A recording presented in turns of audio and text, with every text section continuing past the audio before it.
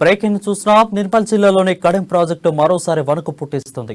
Project దిగువన ఉన్న గ్రామాలు బిక్కుబిక్కుమంటూ గడపాల్సిన పరిస్థితి నెలకొంది. ఎగువ ప్రాంతాల నుంచి ప్రాజెక్టులోకి భారీగా వరద నీరు చేరడంతో జలాశయం పూర్తి స్థాయి నీటి మట్టానికి చేరుకుంది.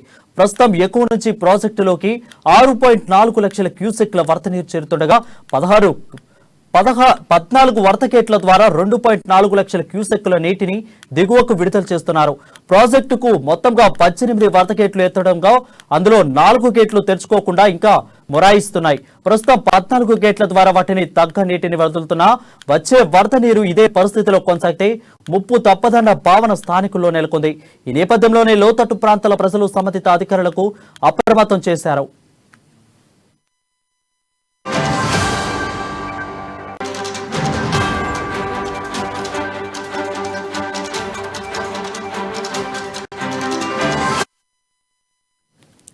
నిర్మల్ జిల్లాలోని కడెం ప్రాజెక్టు మరోసారి వణుకు పుట్టిస్తుంది.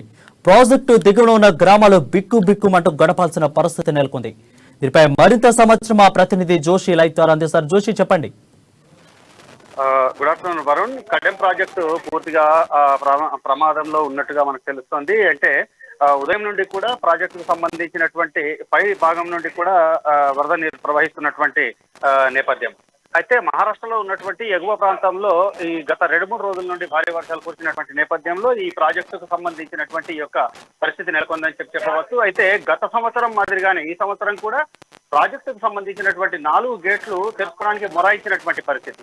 అంటే ఒకవైపు ఇన్ఫ్లో ఎక్కువగా ఉండటము, అవుట్ఫ్లోకి సంబంధించి 4 గేట్లు తెరుచుకోకుండా ఉండనటువంటి నేపథ్యంలో అవుట్ఫ్లో అనేటటువంటి కొద్దిగా తగ్గినటువంటి పరిస్థితి. వాస్తవంగా దీనికి ఉన్నటువంటి మనం పరిస్థితిని చూసినట్లయితే పూర్తి స్థాయి 700 అడుగుల నీటి మట్టం ఉండగా ప్రస్తుతం 701.07 అడుగుల నీళ్లు దాంట్లో ఉన్నాయి. అయితే దీనికి సంబంధించి గేట్లు తెరుచుకోనటువంటి పరిస్థితుల్లో కింద ఉన్నటువంటి అంటే ఏదైతే కడెం అలాగే దస్తూరాబాద్ మండలాలకు సంబంధించినటువంటి దస్తూరాబాద్, మున్యాల, పాండవాపూర్, బెల్లాల్ తదితర 12 గ్రామాలకు సంబంధించినటువంటి అంటే లోతట్టు ప్రాంతాలకు సంబంధించినటువంటి జనాలందరినీ కూడా ఇదివరకే సురక్షిత ప్రాంతాలకు, పునరావాస కేంద్రాలకు తరలించినటువంటి పరిస్థితి.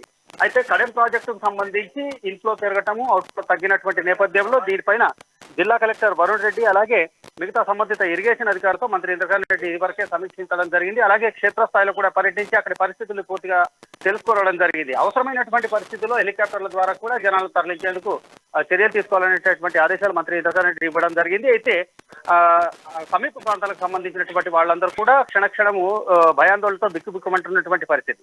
ఒకవైపు ఎస్ఆర్ఎస్పీకి సంబంధించినటువంటి అవుట్ఫ్లో పెరగటము, అలాగే పూర్తి స్థాయిలో ఎస్ఆర్ఎస్పీకి సంబంధించినటువంటి గేట్లు ఓపెన్ చేసినట్లయితే ఈ యొక్క కడెం ప్రాజెక్టుకు వరద పెరిగేటటువంటి పరిస్థితులు ఉంటాయి. అంటే డైరెక్ట్ గా కడెం ప్రాజెక్టు రానప్పటికీ కూడా కడెం ప్రాజెక్టు నుండి ఏదైతే దిగువ ప్రాంతానికి అవుట్ఫ్లో ఏదైతే వదులుతున్నారో ఆ నీళ్లన్నీ కూడా గోదావరికి కలిసేటటువంటి పరిస్థితుల్లో ఇటు స్వర్ణ ప్రాజెక్టుకు ఎస్ఆర్ఎస్పీకి సంబంధించినటువంటి నీళ్లన్నీ కూడా గోదావరిలో కలిసేటటువంటి పరిస్థితుల్లో కడెం ప్రాజెక్టుకు సంబంధించినటువంటి అవుట్ఫ్లో వాటర్ అన్ని కూడా బ్యాక్ వాటర్ గా మళ్ళీ ఇటు తరేటటువంటి అవకాశాలు ఉంటాయి. అటువంటి పరిస్థితులు కనుక తలెత్తినట్లయితే ఇంకా ముంపు ప్రాంత సంఖ్య పెరిగేటటువంటి అవకాశాలు చాలా ఎక్కువగా ఉంటాయి వరుణ్. అయితే ఇటువంటి పరిస్థితుల్లో ఎప్పటికప్పుడు పరిస్థితిని సమీక్షిస్తున్నటువంటి సంబంధిత అధికారులు అవసరమైనటువంటి చర్యలన్నీ కూడా యుద్ధ ప్రాతిపదికన చేపట్టడానికి పూర్తి స్థాయిలో చర్య తీసుకుంటున్నట్లుగా నిర్మల్ జిల్లా కలెక్టర్ వరుణ్ రెడ్డి తెలపడం జరిగింది. Varun, thank you Joshi.